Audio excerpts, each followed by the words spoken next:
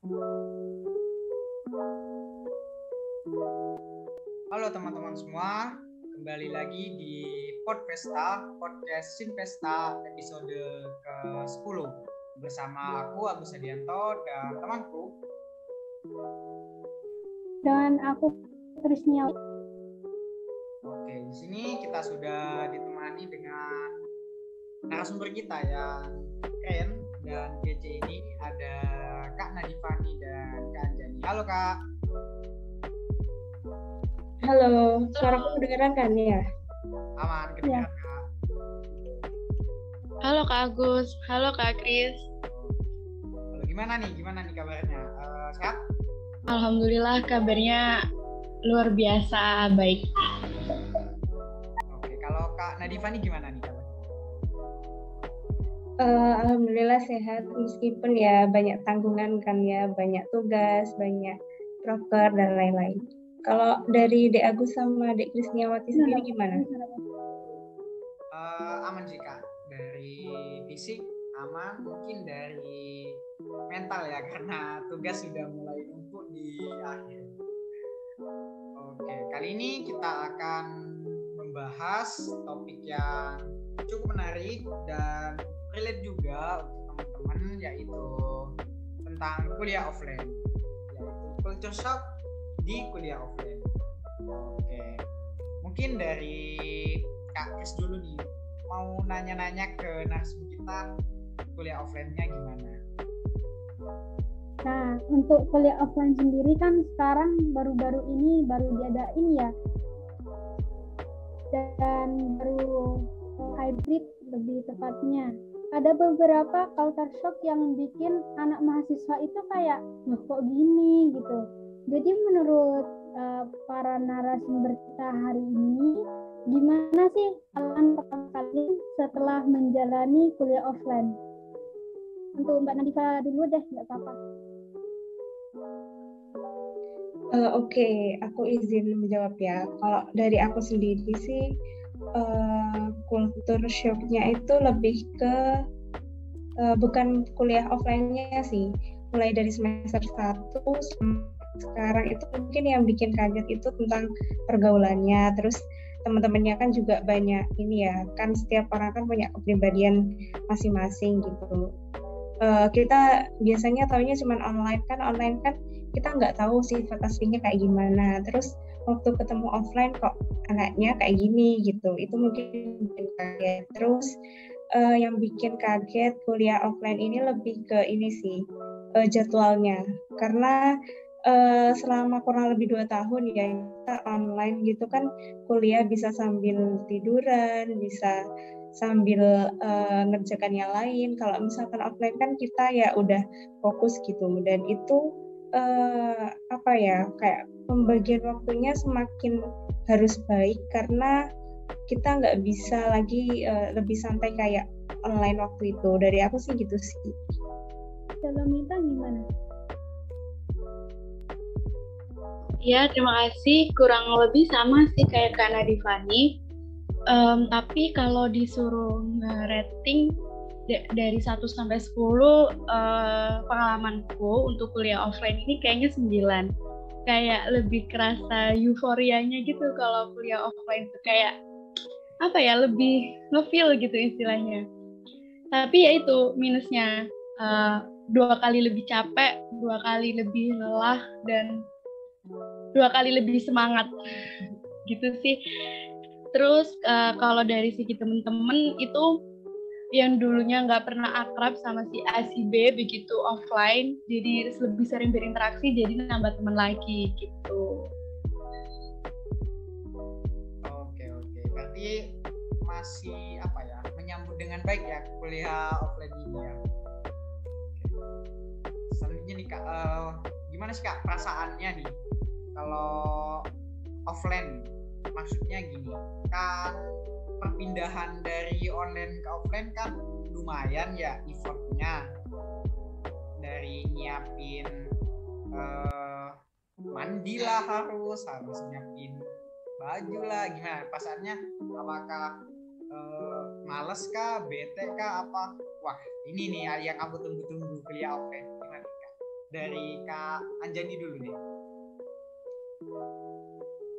Oke, ini nggak ngelanjutin dari pendapat aku tadi ya. Untuk kalau ditanya males nggak, ya ada malesnya gitu. Tapi ada semangatnya juga, kayak apa ya, udah lama gitu nggak kayak gini gitu, kayak kangen banget nih siap-siap lalu berangkat ke kampus dan lain sebagainya gitu. Terus ngerasa lebih nyiapin dirinya tuh lebih kayak misalnya nih udah malam ya, besok tuh udah mikir besok pakai baju apa ya gitu, jadi kayak lebih happy gitu. Nah, selain dari baju nih ada sedikit kalau dulu kan kuliah online ini udah kita dengerin dosennya aja, kadang juga nggak ngedengerin gitu ya. Tapi kalau offline kita datang tanpa ada ilmu, sebagai gelas kosong tuh di kelas tuh kayak krik-krik gitu. Jadi kalau sebelum ke kampus itu diusahain banget buat review, paling nggak ngebaca aja gitu, hari ini materinya apa sih gitu, biar waktu di kelas itu kita udah ada gambaran lah hari ini tuh mau belajar apa, biar ketika kita di kelas dosennya berinteraksi itu kita udah bisa jawab, udah bisa diskusi bareng gitu. Oke, kalau dari Kak Nadifa ini yang 2 semester awalnya ini kan online ya Kak, bener Kak, 2 semester awalnya online?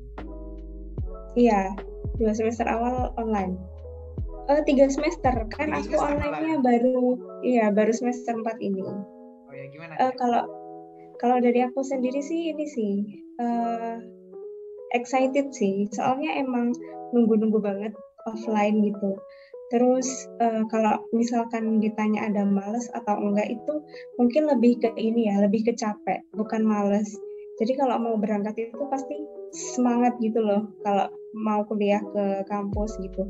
Soalnya kan udah lama gitu kita di rumah aja. Cuman ya itu tadi yang bikin bukan males sih, tapi kayak lebih ke capek gitu. Apalagi kita kan ada tugas terus dan lain-lain gitu. Kerasa banget sih Kak, offline ini usahanya agak lebih ya daripada yang... Iya benar. Apakah ada perubahan nih yang signifikan dari kedua narasumber ini saat kuliah online dan juga kuliah offline? Ada perubahan dalam diri kita itu yang sangat signifikan, itu apa aja sih Mbak? Mulai dari Mbak Nadifa dulu deh. Kalau dari aku sendiri sih perubahan yang lebih signifikan itu karena aku sendiri bukan asli Jember ya, jadi kan anak rantau gitu.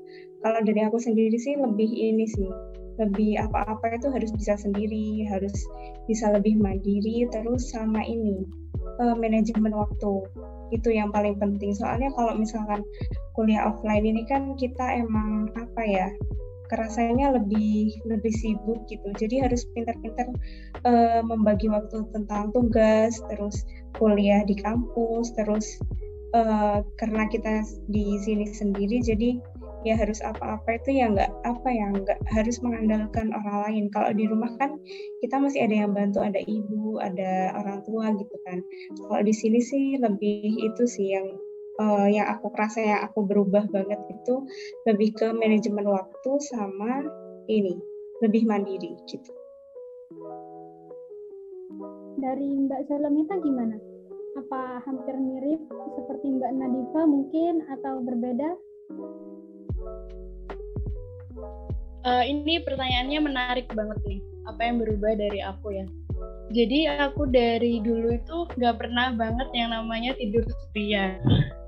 Kayak kalau tidur sendirian itu aneh banget gitu rasanya. Terus waktu harus kuliah offline nih, itu belajar tiap hari itu tidur sendiri gitu kalau malam di kamar gitu. Nah, terus ngajak temen nih, aduh kalau offline pengen sekos berdua gitu sama temen, tapi belum nemu temennya sampai sekarang. Akhirnya ya udah deh, bisa nih tidur sendiri gitu. Jadi kalau perubahan yang paling signifikan dari aku itu ya bisa tidur sendiri. Mungkin kalau pikir-pikir kayak anak kecil sih, tapi ya ini emang mengubah aku banget gitu. Kalau dari segi manajemen waktu, bener banget kata Kak Nadifani, kita harus bisa membagi waktu antara nyuci baju, cari makan, lalu ngerjain tugas, kuliah, ormawa, UKM, lomba, dan banyak sekali. Kayak 24 jam ini masih kurang loh. Gitu. Semangat. Oke. Berarti banyak yang nggak banyak sih. Maksudnya ada beberapa berubah yang membuat kakak ini menjadi adaptasi lagi gitu ya. Oke nih, selanjutnya nih Kak. Pertama kali ke FKM, melihat FKM, apa yang ada di pikiran kakak ini? Maksudnya gini, kalau aku ya FKM, ternyata gedungnya di sebelah ini, bukan di sebelah yang ini gitu. Gimana nih Kak, pertama kali kuliah offline, datang ke FKM, kesannya dari Kak Nadifani deh. Kalau dari aku ya, aku kan offline-nya juga bareng sama kalian sih. Pertama kali aku offline itu sebelumnya aku pernah ke FKM, cuman nggak sampai masuk ke ruang kelasnya gitu. Terus waktu pertama kali kelas offline, aku kagetnya ini, foto kelas yang ada di Instagram, yang pernah di-upload di Instagram FKM UNEJ itu beda sama kelas pertama yang aku masukin. Nah, itu aku bingung. Jadi sebenarnya kelas FKM ini yang kayak gimana gitu loh. Kok yang di foto itu bagus, tapi kok aku nggak ketemu sama kelas itu gitu.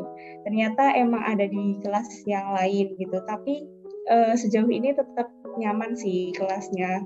Meskipun ini ya mungkin nggak sesuai ekspektasi aku, tapi nggak apa-apa. Yang penting kan kita tetap dapat ilmunya waktu kuliah gitu. Dan kelasnya juga nyaman, dingin gitu. Oke. Dari Kak Anjani gimana? Oke. Karena rumah aku jauh ya, jadi aku belum pernah nih main ke FKM. Di saat teman-temanku yang lain udah berkali-kali gitu lihat FKM, foto di depan FKM, aku baru pertama banget, dan apalagi aku anak genap ya, jadi baru kesini tuh bulan April akhir-akhir. Lalu ke FKM itu ngambil Almed untuk pertama kali. Gini, bagus banget nih FKM-nya gitu. Terus bagus sih, luas gitu, kayak anak-anak kuliahan deh gitu. Aku nggak ngelihat ruang kelasnya lainnya. Pokoknya first impression aku ke FKM itu bagus. Lalu pertama kali aku kuliah itu kelas di RK2 juga, kebetulan yang kelasnya bagus banget itu.